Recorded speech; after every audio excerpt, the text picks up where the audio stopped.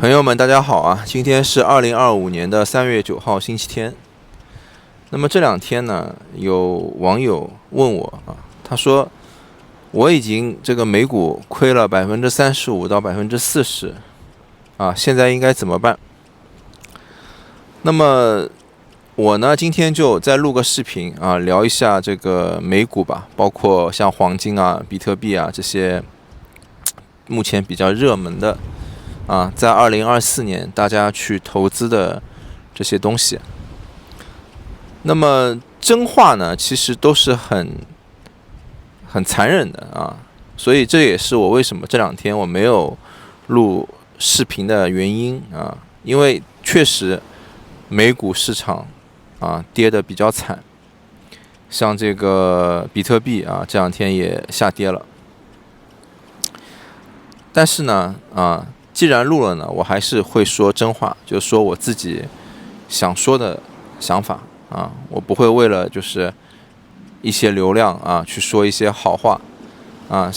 我今天呢会具体讲一下这个我对目前美股的看法，具体呢我还会再讲一讲特斯拉这只股票，因为上次有一个网友说，他说你再讲讲个股那么我就选一个特斯拉吧，作为我就具体会去讲的一个股票。那么我觉得呢，之前的几个视频我也讲了一些我的观点就是我最初我的判断呢，是我认为川普上台以后呢，美股会先下跌再上涨那主要的原因呢，其实也并不是说川普上台以后会执行什么政策，因为那个时候我做出这样的判断的时候，我录了视频是去年，他还没有上台，只是刚刚赢得竞选。那我当然不知道他会做出什么政策，对吧？那么我只是就是按着正常的逻辑来判断的因为一个市场它要上涨，它必须得要先下跌，对吧？这个是一个就是赚钱的逻辑不可能就这个市场上是不停的向上涨不下跌的，对吧？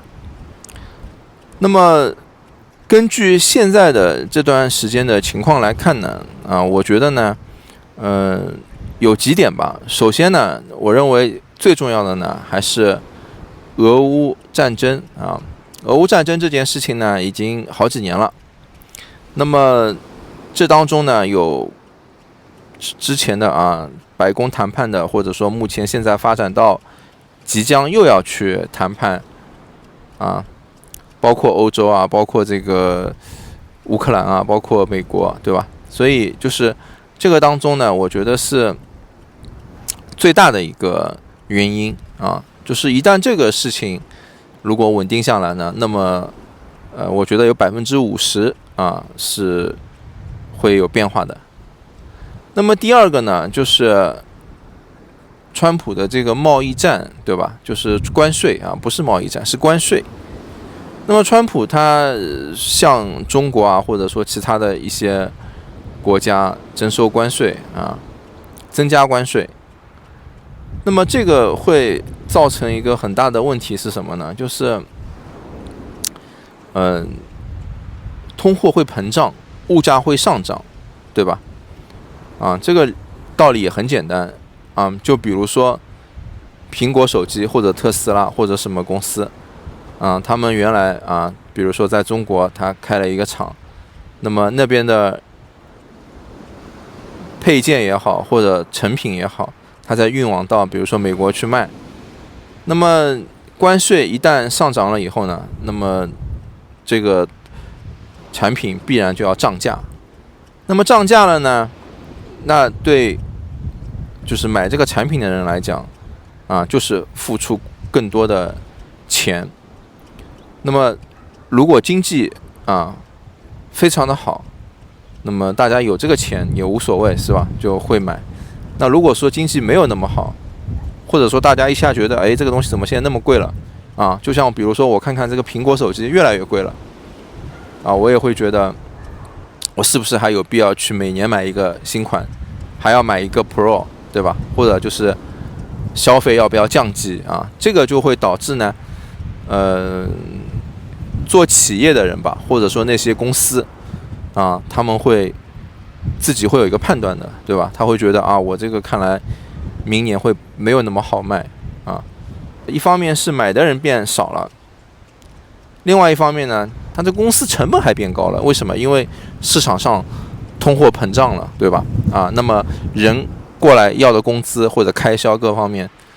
那都会成本又上涨了，所以它的支出跟它的这个成本都在变高，那它这个公司的业绩怎么会变好呢？是吧？所以这个是一种就是对关税就是普遍的造成的一种影响吧。那么还有一点是什么呢？就是不确定性就是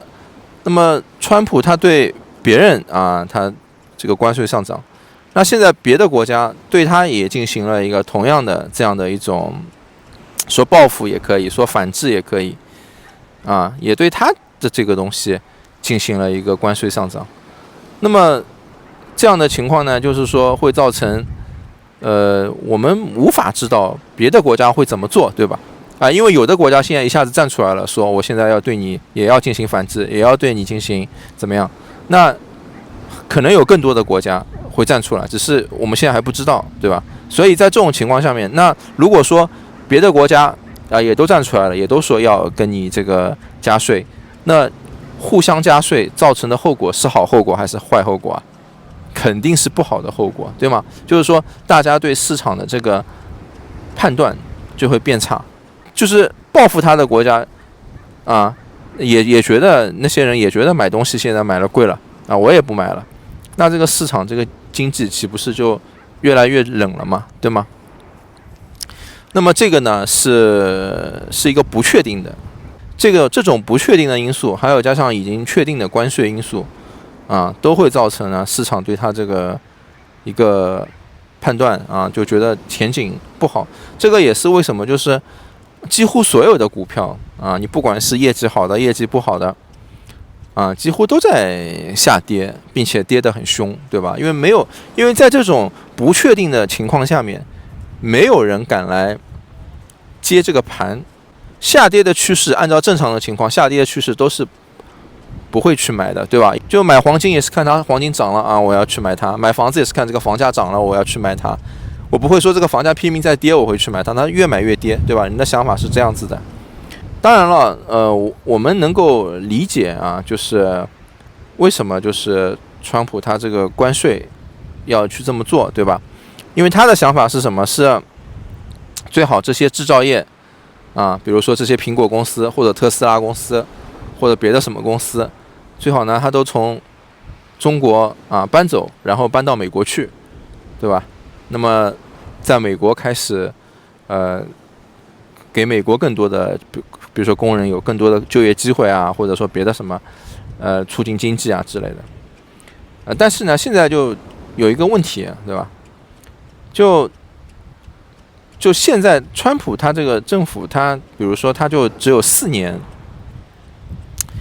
那你不是40年或者说50年，如果各位网友你们是苹果的老板，你在这个比如说中国已经供应链这个厂已经开了多少年，对吧？10几年或者20年甚至更久，那你会因为这个4年当中你就把它给搬走吗？就你搬走你连造都没造好，对吧？因为之前特斯拉在全球造这个厂，因为就是产能的问题，最后他是在上海解决了这个产能的问题，然后他这个公司就一下起来了。如果可以一直是川普这么做下去的话，那么这个可能大家都咬咬牙搬了算了，对吧？现在的损失就算了，就搬走。那如果说就是4年，那怎么办呢？我大概率认为不太会搬就是对于像苹果像特斯拉这种超级巨大的公司来讲就是他还要考虑中国这么多的消费者，对吧？你比如说苹果，比如说他中国有多少顾客买他的东西，有这个市场，那一旦如果是这样搬走了，那么很有可能就是你给竞争者留下了很多机会，或者说直接对销售额会有影响那么回到美国，成本又会增加，那他要考虑的方方面面的因素就太多了所以说，我认为不是什么工人难找所以美国没有那么多，或者别的国家没有那么多中国这么高素质的工人其实我觉得不是的，是成本的问题，还有就是顾客的问题。那大家肯定要说，那你说了这么多现在该怎么办？有的人亏了30%，有的人亏了40%，这个还是不带杠杆的这个市场就难道没有办法了吗？首先呢，我要说一下这个李嘉诚，对吧？李嘉诚最近又火了因为他把巴拿马的这个港口卖给了贝莱德李嘉诚应该来说华人首富我觉得当之无愧的。到目前来讲，做生意方面这个人应该算是我认为华人之中最成功的。那么当时就是他还是很多年以前的时候当时一个中国的富豪就问他说：“李先生，我想请教你一个问题，你成功的秘诀是什么？”这个李嘉诚他思考了很久他说保守。我觉得就是大部分的人，包括我们自己，包括我自己有时候就是很容易冲动的，对吧？尤其在做这种投资上面，或者做一些决策上面但是李嘉诚你看他一发现这个当时是2014年还是什么他当时就大幅的从中国撤出了他的这个一些房地产，就卖了很多东西，对吧？但是后面其他的人，很多人地产界的老板就没有发现这个风险，或者说他无视风险他不畏惧结果呢就很多人就像什么恒大什么万科对吧这些公司目前都很艰难，就房地产行业。那么像现在也是一样的他一旦他觉得这个巴拿马这个问题，港口这个问题有风险，他立刻卖给贝莱德，对吧？包括还有像这个台积电台积电，川普说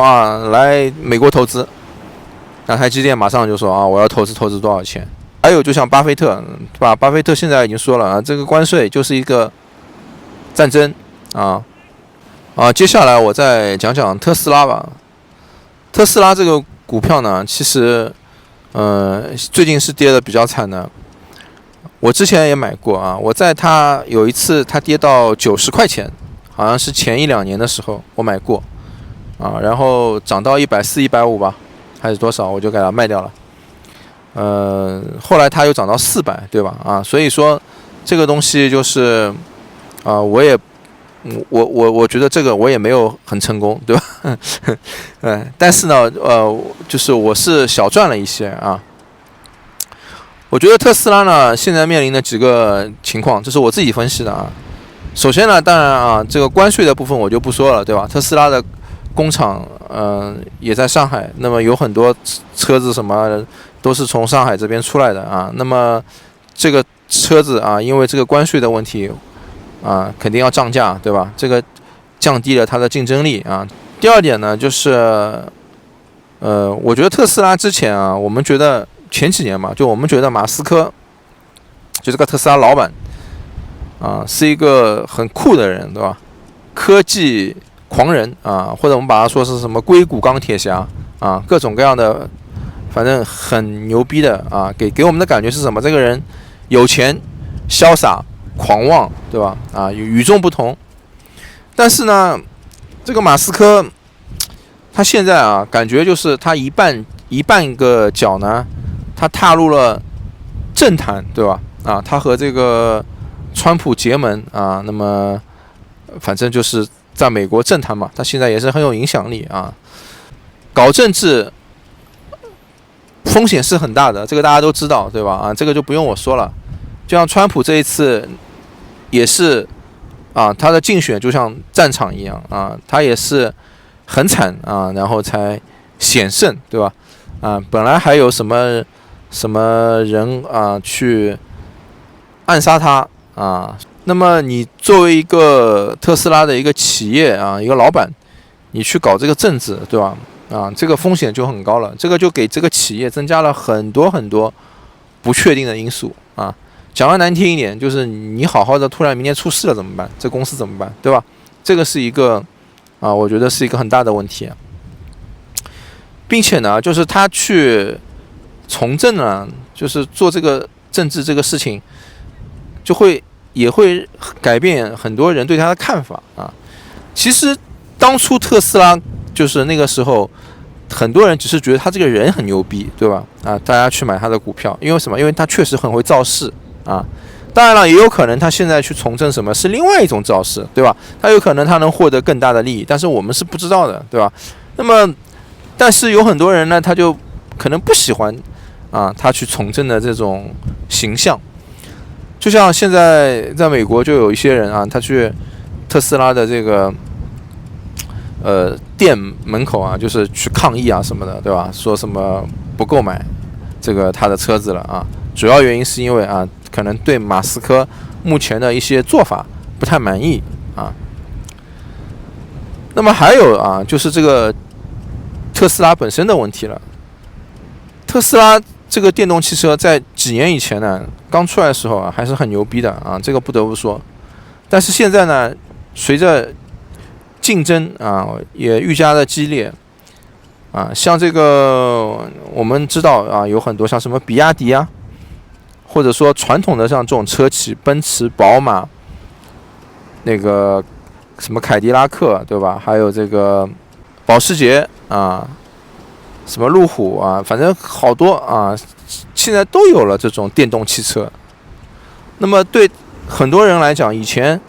没有这种传统的电动汽车可以去选，那么大家觉得特斯拉是个新鲜的东西啊，去买。那么这些公司也推出了电动汽车以后呢，那么特斯拉它就可能品牌效应比不上啊之前那些积累的品牌效应的那种积累，对吧？因为那些品牌存在很久了，有很多粉丝的啊，大家都觉得啊，我还是喜欢这个车，对吧？就像很多人喜欢 Mini Cooper 啊，那么 Mini Cooper 电车出来了，他也要去买一辆，对吧？所以呢，这种竞争啊，包括一些新兴的车企啊，像什么小米啊，原来做手机的，做什么这个小家电的，对吧？他现在他也做电动汽车啊，并且这个电动汽车做的还不错。对吧？卖的还不错，啊，这些都是一些竞争上的因素啊。那么，我觉得啊，会不会就是让马斯克也觉得，就再往上要突破，好像跨步像之前那么大，就好像就很难了，对吧？就面临了一个比较竞争的激烈的一个环境了。这个东西呢，它不像苹果跟什么华为啊，或者苹果跟什么三星啊这种去比较啊，因为你像苹果手机啊，或者说苹果的什么 iPad 呀、电脑呀这些东西，大家是在身边，对吧？你马路上你随便抓几个人，就会有一两个人是用这个东西的。但是你特斯拉的汽车啊，并没有。可以说特斯拉这个公司呢，它目前它的营收情况，它肯定没有这个苹果公司这么好看，对吧？啊，那么当初呢，我们也看到啊，就马路上很多特斯拉，或者说一出来，哎呦，这个人开的特斯拉，哎呦，那个也有人开这个特斯拉，就那个时候你对这个股票是很有信心的，对吧？那么还有就是美国啊，因为川普总统他之前说他不喜欢这个电动汽车，对吧？他好像就不怎么支持电动汽车这个行业。如果他没有一些很好的政策给到电动汽车发展的话，那么这个电动汽车啊，包括特斯拉，在现在的目前的情况呢，它也会产生一个停滞的，对吧？好吧，那么今天就先聊到这里啊。